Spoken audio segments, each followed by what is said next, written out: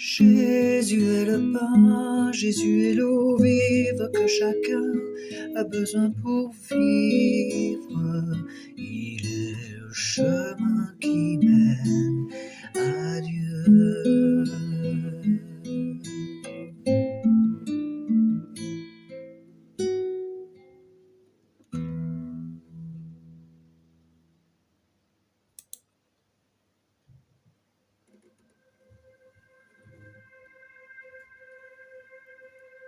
En ce jour-là, Jésus sortit de la maison et s'assit au bord de la mer.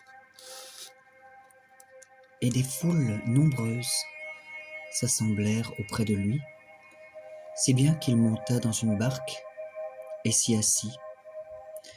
Et toute la foule se tenait sur le rivage. Et il leur parla de beaucoup de choses en paraboles, c'est-à-dire par des images. Et il disait par exemple, « Voici que le semeur est sorti pour semer. Comme il semait, des grains sont tombés au bord du chemin et les oiseaux sont venus tout manger. D'autres sont tombés sur les endroits pierreux où il n'avait pas beaucoup de terre et aussitôt ils ont levé parce qu'ils n'avaient pas de profondeur de terre. Mais une fois le soleil levé, ils ont été brûlés et, faute de racines, se sont desséchés. D'autres sont tombés sur les épines et les épines ont monté et les ont étouffés. D'autres encore sont tombés dans la bonne terre et ont donné du fruit, l'un 100, l'autre 60, l'autre 30. Entendent qui a des oreilles. Les disciples s'approchant lui dirent, « Mais pourquoi leur parles-tu en parabole ?» Jésus répond, « C'est que, à vous, il est donné de connaître les mystères du royaume des cieux, tandis qu'à ces gens-là, cela n'est pas donné. Car à celui qui a, l'on donnera, et il aura du surplus. Mais à celui qui n'a pas, on enlèvera même ce qu'il a. C'est pour cela que je leur parle en parabole, parce qu'ils voient sans voir et entendre sans entendre ni comprendre. Ainsi s'accomplit pour eux la prophétie du prophète Ésaïe qui disait « Vous aurez beau entendre, vous ne comprendrez pas. Vous aurez beau voir, vous n'apercevrez pas. » C'est que l'esprit de ce peuple s'est apaisi.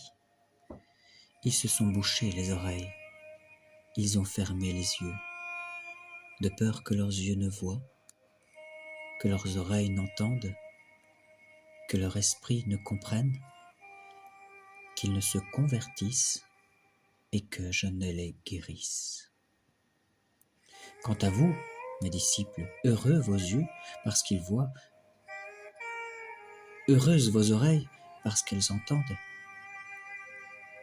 En vérité, je vous le dis, bien des prophètes et des justes ont souhaité voir ce que vous voyez et ne l'ont pas vu. Ils ont souhaité entendre ce que vous entendez et ne l'ont pas entendu. Écoutez donc, vous, la parabole du semeur. Quelqu'un entend-il la parole du royaume sans la comprendre ? Arrive le mauvais ou le malin ou le diable qui emporte ce qui a été semé dans le cœur de cet homme. Tel est celui qui a reçu la semence au bord du chemin. Celui qui l'a reçu sur les endroits pierreux, c'est l'homme qui, entendant la parole, l'accueille aussitôt avec joie. Mais il n'a pas de racine en lui-même. Il est l'homme d'un moment. Et survienne une tribulation ou une persécution à cause de la parole, aussitôt il succombe. Celui qui a reçu la semence de la parole dans les épines, c'est l'homme qui entend la parole, mais Le souci du monde et la séduction de la richesse étouffent cette parole, qui ne peut faire du fruit. Et celui qui a reçu la semence dans la bonne terre, c'est l'homme qui entend la parole, la comprend, la reçoit. Celui-là porte du fruit et produit tantôt 100, tantôt 60, tantôt 30. Alors Jésus leur proposa une autre parabole. Il en va du royaume des cieux comme d'un homme qui a semé du bon grain dans son champ. Or, pendant que les gens dormaient, son ennemi est venu. Il a semé à son tour de l'ivraie au beau milieu du blé et il s'en est allé. Et quand le blé est monté en herbe, puis en épi, alors l'ivraie est apparue aussi. Les serviteurs sont allés trouver le propriétaire pour lui dire « Maître, n'est-ce pas du bon grain que tu as semé dans ton champ ? D'où vient donc qu'il s'y trouve de l'ivraie ? » « C'est quelque ennemi qui a fait cela, leur répondit-il. Veux-tu donc que nous allions la ramasser ? Reprennent les serviteurs. Non, dit-il, vous risqueriez en ramassant l'ivraie d'arracher en même temps le blé. Laissez l'un et l'autre croître, grandir ensemble jusqu'à la moisson. Et au moment de la moisson, je dirai au moissonneur, ramassez d'abord l'ivraie et liez-la en bottes que l'on fera brûler. Et puis, vous recueillerez le blé dans mon grenier. Il leur proposa une autre parabole. Le royaume des cieux est semblable à un grain de sénévé qu'un homme a pris et semé dans son champ. C'est la plus petite de toutes les graines, mais quand il a poussé, c'est la plus grande des plantes potagères qui devient même un arbre, au point que les oiseaux du ciel viennent abriter dans ses branches. Il leur dit encore une autre parabole. Le royaume des cieux est semblable à du levain qu'une femme a pris et enfoui dans 3 mesures de farine jusqu'à ce que le tout ait levé. Tout cela, Jésus le dit aux foules en parabole, et il ne leur parlait pas sans parabole. Ainsi devait s'accomplir l'oracle du Seigneur, du prophète, pardon. Ma bouche prononcera des paraboles, elle clamera des choses cachées depuis la fondation du monde. Alors Jésus, laissant les foules, vint à la maison, et ses disciples s'approchant lui demandèrent « Dis-nous en clair la parabole de l'ivraie dans le champ. » En réponse, il leur dit « Celui qui sème le bon grain, c'est le Fils de l'homme. Le champ, c'est le monde. Le bon grain, ce sont les sujets du royaume. L'ivraie, ce sont les sujets du mauvais ou du diable. Et l'ennemi qui la sème, c'est le diable. L'ennemi. La moisson, c'est la fin du monde. Et les moissonneurs, ce sont les anges. De même donc qu'on enlève l'ivraie et qu'on la consume au feu, de même en sera-t-il à la fin du monde. Le Fils de l'homme enverra ses anges qui ramasseront de son royaume tous les scandales et tous les fauteurs d'iniquité et les jetteront dans la fournaise ardente. Et là seront les pleurs et les grincements de dents. Alors les justes resplendiront comme le soleil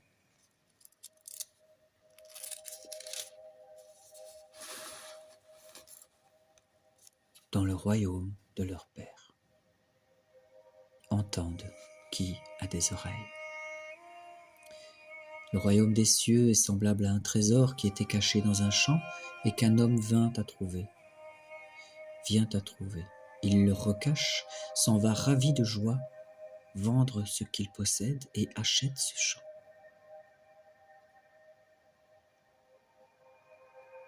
Le royaume des cieux est encore semblable à un négociant en quête de perles fines. En a-t-il trouvé une de grand prix? Il s'en va vendre tout ce qu'il possède et achète cette perle. Le royaume des cieux est encore semblable à un filet qu'on jette en mer et qui ramène toutes sortes de choses. Et quand il est plein, les pêcheurs le tirent sur le rivage, puis ils s'asseyent, recueillent dans des paniers ce qu'il y a de bon et rejettent ce qui ne vaut rien. Ainsi en sera-t-il à la fin du monde. Les anges se présenteront et sépareront les méchants des justes pour les jeter dans la fournaise ardente.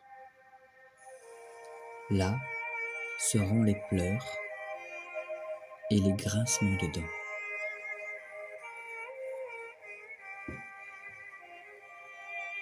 Avez-vous compris tout cela?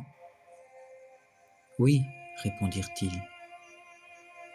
Et il leur dit, ainsi donc, tout scribe devenu disciple du royaume des cieux est semblable à un propriétaire qui tire de son trésor du neuf et du vieux. L'Église, prémisse du royaume des cieux. L'Église, ce sont l'ensemble des chrétiens. Et il arriva, quand Jésus eut achevé ses paraboles, qu'il quitta ces lieux, et s'étant rendu dans sa patrie, il enseignait les gens dans leur synagogue, de telle façon qu'ils étaient frappés d'étonnement, et ils disaient: d'où lui viennent cette sagesse et ces miracles? N'est-ce pas là le fils du charpentier? N'a-t-il pas pour mère la nommée Marie, et pour frères ou cousins Jacques, Joseph, Simon et Jude? Et ses sœurs ne sont-elles pas toutes parmi nous? D'où lui vient donc tout cela? Et ils étaient choqués à son sujet. Mais Jésus leur dit: un prophète n'est méprisé que dans sa patrie et dans sa maison. Et il ne fit là pas beaucoup de miracles à cause de leur manque de foi. En ce temps-là, la renommée de Jésus parvint aux oreilles d'Hérode le tétrarque, qui dit à ses familiers: cet homme est Jean-Baptiste, le voilà ressuscité des morts. D'où les pouvoirs miraculeux qui se déploient en sa personne. C'est qu'en effet, Hérode avait fait arrêter, enchaîner et emprisonner Jean, à cause d'Hérodiade, la femme de Philippe son frère, dont Jean lui disait: il ne t'est pas permis de la voir, c'est la femme de ton frère. Il avait même voulu le faire mourir, mais avait craint le peuple qui tenait Jean pour un prophète. Or, comme Hérode célébrait son anniversaire de naissance, la fille d'Hérodiade dansa en public et plut tant à Hérode qu'il s'engagea par serment à lui accorder ce qu'elle demanderait. Endoctrinée par sa mère, elle lui dit: donne-moi ici, sur un plat, la tête de Jean-Baptiste. Le roi fut contristé, mais à cause de ses serments et des invités, des convives, il commanda de la lui donner et envoya décapiter Jean dans la prison. Sa tête fut apportée sur un plat et donnée à la jeune fille, qui la porta à sa mère. Les disciples de Jean vinrent prendre le cadavre et l'ensevelir, puis ils allèrent informer Jésus. À cette nouvelle, Jésus se retira en barque dans un lieu désert, à l'écart. Ce qu'apprenant, les foules quittèrent les villes et partirent à sa suite, à pied. En débarquant, il vit une grande foule, et il en eut pitié. Et il guérit leurs infirmes. Le soir venu, les disciples s'approchèrent et lui dirent : « L'endroit est désert, et l'heure est déjà passée. Renvoie donc les foules pour qu'elles aillent dans les villages s'acheter de la nourriture. » Mais Jésus leur dit : « Il n'est pas bon qu'elles y aillent. Donnez-leur vous-même à manger. » « Mais, disent-ils, nous n'avons ici que 5 pains et 2 poissons. » »« Apportez-les-moi ici, dit-il. Et ayant donné l'ordre de faire étendre les foules sur l'herbe, il prit les 5 pains et les 2 poissons, leva les yeux au ciel et dit la bénédiction. Puis, rompant les pains, il les donna aux disciples, qui les donnèrent aux foules. Et tous mangèrent à satiété, et l'on ramassa le reste des morceaux, 12 pleins couffins, c'est-à-dire 12 corbeilles pleines. Or, à manger, il y avait bien 5000 hommes, sans compter les femmes et les enfants. Et aussitôt, il obligea les disciples à remonter dans la barque et à le devancer de l'autre côté, pendant qu'il renverrait les foules. Et quand il les eut renvoyés, il gravit la montagne, à l'écart, pour prier. Le soir venu, il était là, seul. La barque, elle, se trouvait déjà au milieu de la mer, harcelée par les vagues, car le vent était contraire. À la 4e veille de la nuit, il alla vers eux en marchant sur la mer. Et quand ils le virent qui marchait sur la mer, les disciples furent troublés, en disant : « C'est un fantôme !» Et pris de peur, ils se mirent à crier. Mais aussitôt, Jésus leur adressa ces mots : « Rassurez-vous, c'est moi, n'ayez pas peur. » Sur quoi Pierre lui répondit : « Seigneur, si c'est toi, si c'est bien toi, donne-moi l'ordre de venir à toi sur les eaux. » Jésus lui dit : « Viens. » Et Pierre, descendant de la barque, se mit à marcher sur les eaux en venant vers Jésus. Mais, voyant la violence du vent, il prit peur, et commençant à couler, il s'écria : « Seigneur, sauve-moi » Et aussitôt Jésus tendit la main et le saisit en lui disant : « Homme de peu de foi, pourquoi as-tu douté ?» Et quand ils furent montés dans la barque, le vent tomba. Ceux qui étaient dans la barque se prosternèrent devant lui en disant : « Vraiment, tu es le Fils de Dieu. »